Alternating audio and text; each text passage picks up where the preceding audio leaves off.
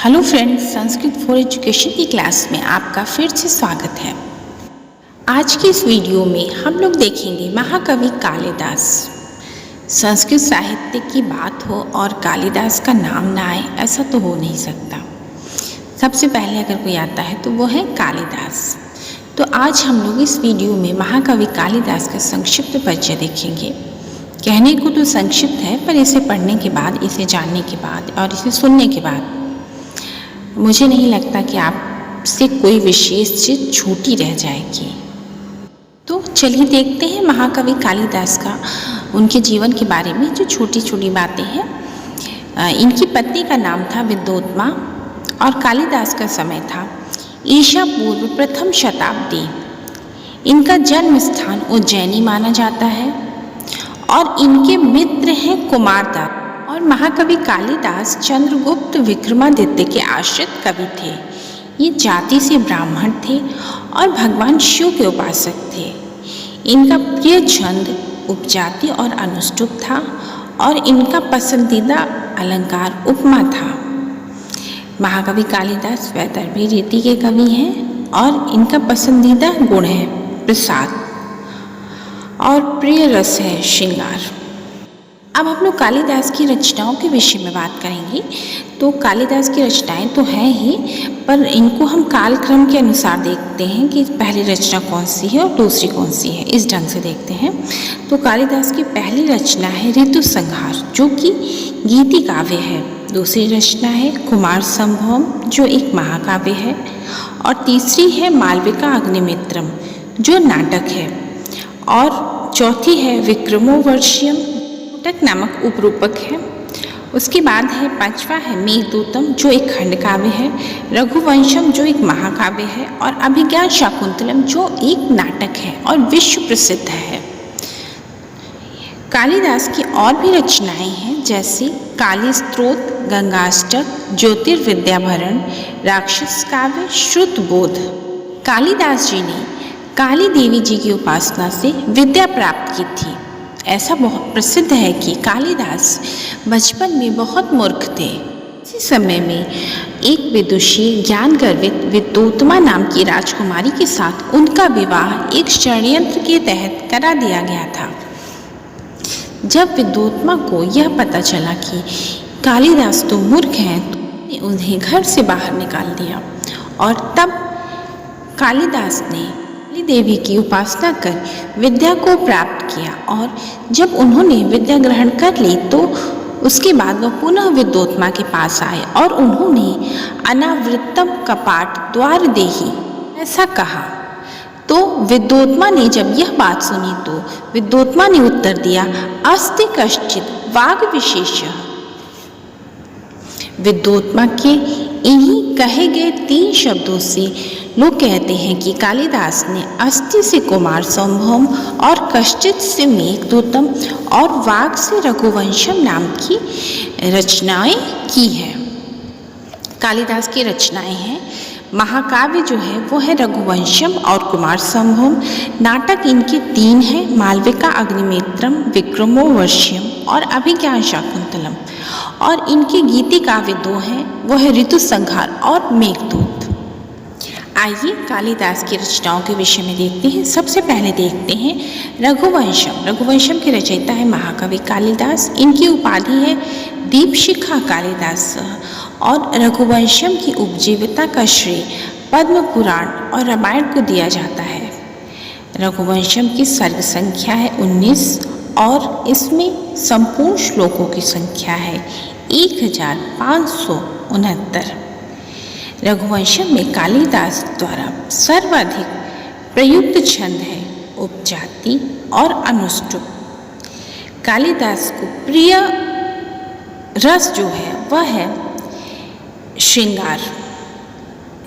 और रघुवंशम की गणना लघुत्रयी में की जाती है। रघुवंशम में वीर रस प्रधान काव्य है और रघुवंशम महाकाव्य में पार्वती शिव की वंदना की है और इसमें नमस्कारात्मक मंगलाचरण की योजना दिखाई गई है। रघुवंशम में मनु से लेके सूर्यवंशी 31 राजाओं के जीवन का वर्णन किया गया है, जिसमें दिलीप, रघु, अज, दशरथ और राम के जीवन का विस्तृत वर्णन दिखाया गया है। कथा का प्रारंभ मनु से और उसकी समाप्ति अग्निवर्ण से हुई है। आगे चलते हैं। महाकवि कालिदास की अगली रचना है कुमार संभवम, जो महाकाव्य है। कुमार संभवम के रचयिता है महाकवि कालिदास। इसमें नायक हैं भगवान शिव, दो दिव्य कोटि के नायक हैं और प्रतिनायक हैं तारकासुर।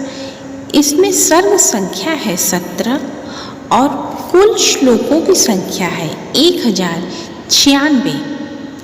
कुमार संभवम की उपजीविता का श्रेय शिव पुराण, रामायण और महाभारत को दिया जाता है। कुमार संभवम का अंगी रस है श्रृंगार और सर्वाधिक प्रयुक्त छंद है उपजाति। कुमार संभवम का जो मंगलाचरण है वह वस्तु निर्देशात्मक है। कुमार संभवम में कवि द्वारा शिव पार्वती के विवाह और कुमार कार्तिकेय के जन्म तथा तारकासुर के वध तक की कथा का वर्णन 17 सर्गों में कालिदास जी द्वारा किया गया है। आगे चलते हैं। अब देखते हैं काली की रचनाएं जो नाटक की श्रेणी में आते हैं, जैसे कि मालविकाग्निमित्रम, विक्रमोर्वशीयम और अभिज्ञान शाकुंतलम। तो सबसे पहले हम लोग देखेंगे मालविकाग्निमित्रम। इसके रचयिता है महाकवि कालिदास और मालविकाग्निमित्रम की अंक की संख्या है 5 और यह नाटक की श्रेणी में आता है। संपूर्ण श्लोकों की संख्या है 96 और मालविका अग्निमित्रम के नायक हैं अग्निमित्र, जो शुंग वंशीय राजा पुष्पमित्र का पुत्र है। नायिका मालविका है और यह जो मालविका अग्निमित्रम है कालिदास की प्रथम कृति है। मालविका अग्निमित्रम में मालविका तथा अग्निमित्र की प्रणय और परिणय के कथा का वर्णन किया गया है और इसका अंगी रस श्रृंगार है। आगे चलते हैं। अगला है विक्रमोर्वशीयम। इसके रचयिता है महाकवि कालिदास। इसकी अंक संख्या है 5 और यह त्रोटक नामक उपरूपक की श्रेणी में आता है। इसके नायक है पुरूरवा या विक्रम और इसकी नायिका है उर्वशी। विक्रमोर्वशीयम के चतुर्थ अंक में, संपूर्ण चतुर्थ अंक में विप्रलम्ब श्रृंगार का प्रयोग किया गया है। आगे चलते हैं। कालिदास की रचना अभिज्ञान शाकुंतलम जो विश्व प्रसिद्ध है, और अभिज्ञान शाकुंतलम में जो प्रेम कथा है उसके विषय में कौन नहीं जानता है और कौन नहीं जानना चाहता है। ठीक है। अभिज्ञान शाकुंतलम के रचयिता है महाकवि कालिदास। इसकी विधा है नाटक और इसमें अंकों की संख्या है 7, यानी अभिज्ञान शाकुंतलम 7 अंकों में विभक्त है। इसका प्रधान रस है श्रृंगार और अभिज्ञान शाकुंतलम की उपजीविता का श्रेय महाभारत का आदि पर्व शकुंतलोपाख्यान है और पद्म पुराण है। अभिज्ञान शाकुंतलम में रीति है वैदर्भी। नाटक का प्रारंभ नांदी पाठ से होता है और नाटक का अंत भरत वाक्य से दिखाया गया है। अभिज्ञान शाकुंतलम के चतुर्थ अंक में करुण रस का प्रयोग किया गया है। अभिज्ञान शाकुंतलम में दुष्यंत तथा शकुंतला के प्रणय और परिणय का वर्णन किया गया है। कालिदास का प्रिय अलंकार है उपमा और कालिदास उपमा कालिदासस्य से प्रसिद्ध है। अभिज्ञान शाकुंतलम में जो 7 अंक हैं, प्रत्येक अंक के अपना एक अलग पहचान बनाया हुआ है। तो प्रत्येक अंक के अलग अलग नाम है, जैसे कि पहले अंक का नाम है आश्रम प्रवेश, द्वितीय अंक का नाम है आश्रम निवेश, तृतीय अंक का नाम है मिलन, चतुर्थ अंक का नाम है विदा, पंचम अंक का नाम है प्रत्याख्यान, षष्ठम अंक का नाम है पश्चाताप और सप्तम अंक का नाम है पुनर्मिलन। ज्ञान शाकुंतलम के नायक हैं राजा दुष्यंत, जो धीरोदात्त कोटि के नायक हैं, और नायिका हैं शकुंतला, जो मुग्धा कोटि की नायिका हैं। विज्ञान शाकुंतलम का मंगलाचरण आशीर्वादात्मक है और इसमें स्त्रग्धरा छंद का प्रयोग किया गया है और इसमें अष्टमूर्ति शिव की स्तुति दिखाई गई है। कालिदास की जो अगली रचना है वह है मेघदूतम। मेघदूतम के रचयिता है महाकवि कालिदास और मेघदूतम की विधा है खंड काव्य या गीति काव्य। इसमें दो भाग हैं, एक तो पूर्व मेघ और दूसरा उत्तर मेघ। मेघदूतम का प्रधान रस है विप्रलंभ श्रृंगार और इसमें मंदाक्रांता छंद का प्रयोग किया गया है। इसकी रीति है वैदर्भी और मेघदूतम की उपजीविका का श्रेय ब्रह्मवैवर्त पुराण है। इसके नायक हैं हेममाली या यक्ष और नायिका है यक्षिणी या विशालाक्षी। मेघदूत का मंगलाचरण वस्तु निर्देशात्मक कोटि में आता है और इसमें दूत के रूप में मेघ की सहायता लेना दिखाया गया है। पूर्व मेघ में 63 श्लोक और उत्तर मेघ में 52 श्लोक की योजना दिखाई गई है। मल्लीनाथ ने 121 श्लोकों को ही माना है। आगे चलते हैं। कालिदास की अगली रचना है जो खंड काव्य की श्रेणी में आती है, वह है ऋतु संहार। ऋतु संहार के रचयिता है महाकवि कालिदास और इसकी विधा है खंड काव्य।